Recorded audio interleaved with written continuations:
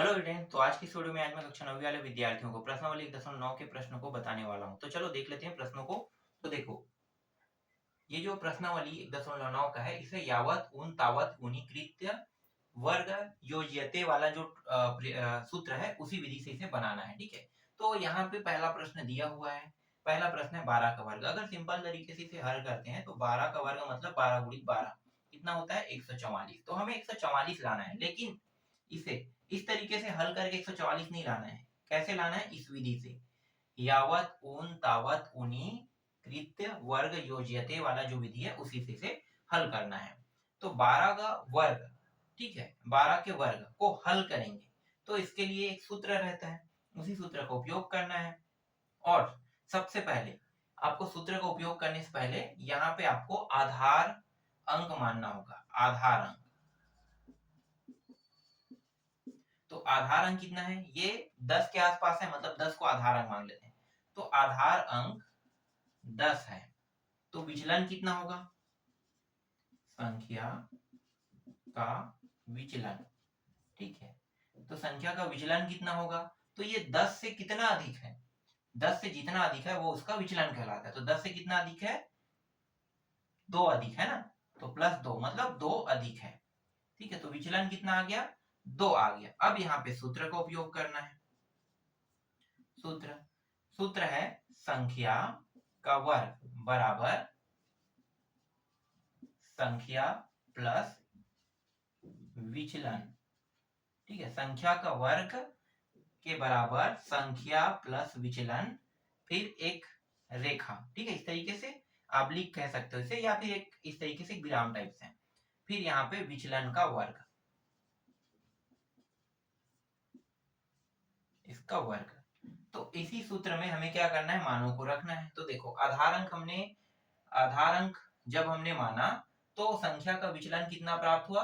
ये 10 से, जो आधार अंक है 10 से कितना अधिक है? 2। तो विचलन अंक कितना आया? 2 आया। अब संख्या कितना है? संख्या ये है। ठीक है, 12 जो है वो संख्या है। तो संख्या है तो यहाँ पे लिखेंगे संख्या का वर्ग मतलब 12 का वर्ग। फिर संख्या यहाँ पे है तो संख्या बच गया तो 12 लिखेंगे। फिर विचलन कितना है? 2। फिर ये निशान, फिर विचलन का वर्ग, तो 2 का वर्ग।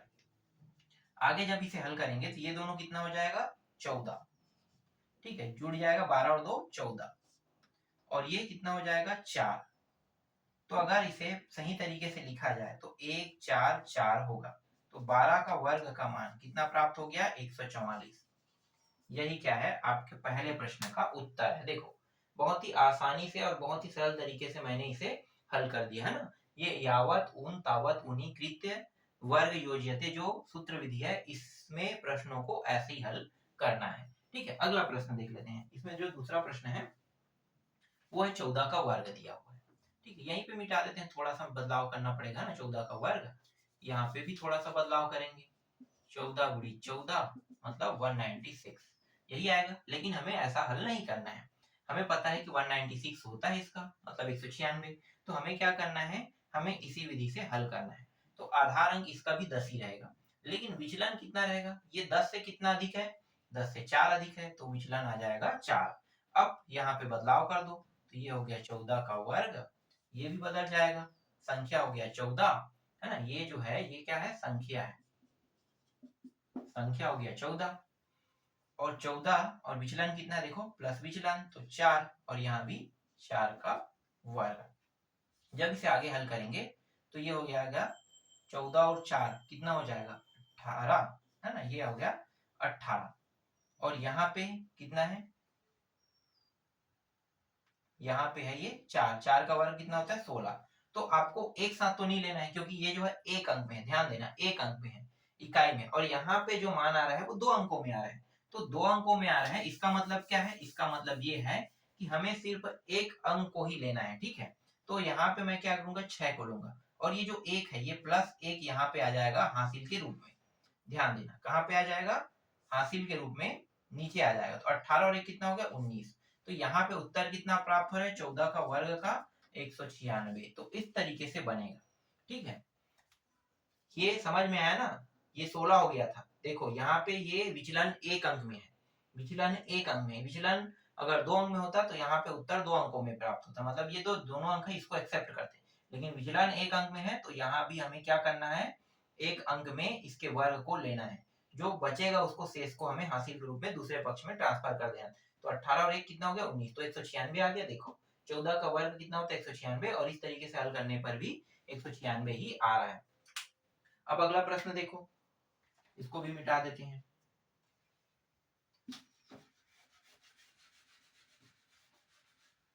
ठीक, क्या क्या मिटाना पड़ेगा, जहां तक मिटाना पड़ेगा उसी बस को मिटा दें। ठीक है, सूत्र तो सबको तो लिखना पड़ेगा।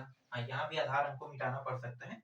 तो चलो अगला जो संख्या है वो है 102, 102 का वर्ग। ठीक है, 102 का वर्ग, इसका स्याही बहुत जल्दी खत्म होता है। 102 का वर्ग, ठीक है, तो 102 का वर्ग, यहाँ पे आधार अंक कितना रहेगा 100, है ना 100, और विचलन कितना रहेगा 100 से कितना अधिक है 2। तो यहाँ पे 2 जो है वो सिर्फ 2 नहीं लेना है, इस बार 0 2 लेना है, 3 अंकों का रहेगा तो आपको विचलन 2 अंकों में लेना है, तो 0 2। ठीक है 0 2, तो 0 2 जो है वो 2 अंकों में आ गया यहाँ पे। ठीक, तो 0 2 इसका विचलन हो गया। अब संख्या यहाँ पे लिखो, तो 102 का वर्ग बराबर 102 प्लस विचलन 0 2, फिर इसको बड़ा सा कर लो, फिर यहाँ पे 0 2 इसका वर्ग। जब इसे आगे हल करेंगे तो ये हो जाएगा 0 4।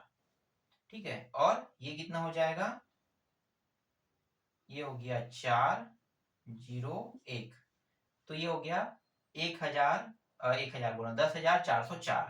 तो इसका जो उत्तर आ रहा है देखो 102 के वर्ग का कितना आया, इतना आया। तो इस तरीके से ये आपका तीसरा प्रश्न भी कंप्लीट हो गया।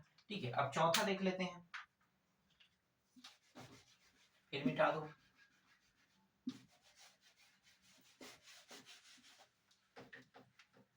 चौथा है 105 दिया हुआ है, 108 है, तो 105 108 तो सेम बनेगा, तो मैं इसको छोड़ देता हूँ। ठीक है, बना लेना। 94 का देखते हैं, 94, 94 का वर्ग, इसका कैसे बनेगा। तो देखो ये भी 100 के आसपास है, तो इसका भी आधार अंक 100, लेकिन 100 से ये कम है, तो कितना कम है 100 से, तो 6 कम है, तो 6 कम है तो 0 6 लिखेंगे। 100 से 3 अंकों का है ये, है ना, ये 2 अंक है, लेकिन आधार अंक तो 3 अंकों का है ना, तो 2 अंकों में इसका क्या आएगा विचलन, लेकिन कम है तो माइनस लग जाएगा। ठीक है, कम है तो क्या लग जाएगा, माइनस।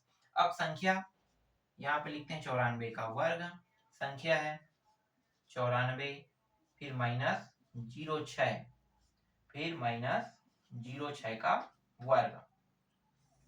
जब इसे आगे हल करेंगे तो 6 6 कितना हो जाएगा 36। देखो ये विचलन 2 अंकों में है, मतलब हमें इन दोनों को एक साथ एक्सेप्ट करना है, 2 अंकों में ही ये जो मान है वो आएगा, है ना, तो 36 यहाँ पे प्राप्त हो गया। अब इसको घटाते हैं, तो घटाएंगे कितना आ जाएगा 94 में, तो 88, तो ये 88 आ गया, और यही क्या है इस प्रश्न का उत्तर है। ठीक है, तो इस तरीके से 94 का वर्ग कितना आ गया 88 36। ठीक है, ये भी बन गया।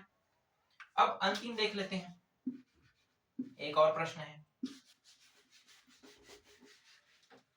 अंतिम 996। देखो इस बार है 996 का वर्ग। ठीक है, इसे कैसे बनाना है, तो देखो ये 1000 के करीब है, तो हमने रख दिया 1000 इसका आधार अंक। अब संख्या का विचलन कितना होगा, 1000 से कितना कम है, और देखो संख्या 4 अंक में है ना, तो इसके जो विचलन है वो 3 अंकों में होगा, 1 2, और ये कितना कम है 4 कम है, तो माइनस 0 0 4 होगा। यहाँ पे लिख देंगे 996, फिर माइनस 0 0 4, और यहाँ पे 996 का वर्ग, फिर विचलन है 0 0 4, और इसका भी क्या होगा, यहाँ पे माइनस है ना, माइनस वर्ग। जब इसे आगे हल करेंगे तो 4 चौक 16, मतलब 3 अंकों में, ध्यान देना 3 अंकों में है, 3 अंकों में विचलन, 3 अंकों में, मतलब यहाँ पे 3 अंकों में ही ये क्या होगा मान आएगा, तो 4 चौक 16, मतलब ये 0 1 6 आएगा। ठीक है, अब इसको क्या करेंगे, घटाएंगे, तो घटाएंगे तो ये हो जाएगा 9 9 2, तो ये रहा आपके प्रश्न का उत्तर 99 6 का वर्ग, है ना, मतलब इसका जो उत्तर है वो कितना होगा, इतना होगा। तो इस तरीके से यावत उन तावत उनिकृत्य प्रश्नावली जो 1.9 है ये पूरी तरीके से कंप्लीट होता है। आशा करता हूं मैं जो आपको बता रहा हूँ वो समझ में आ रहा होगा, जितना हो सके उतना मैं इसे सरल और सिंपल कर रहा हूँ। और यहाँ पे बिना आधार अंक माने आप विचलन नहीं निकाल सकते और न ही आपको ये पता चलेगा कि इसे कैसे हल करना है।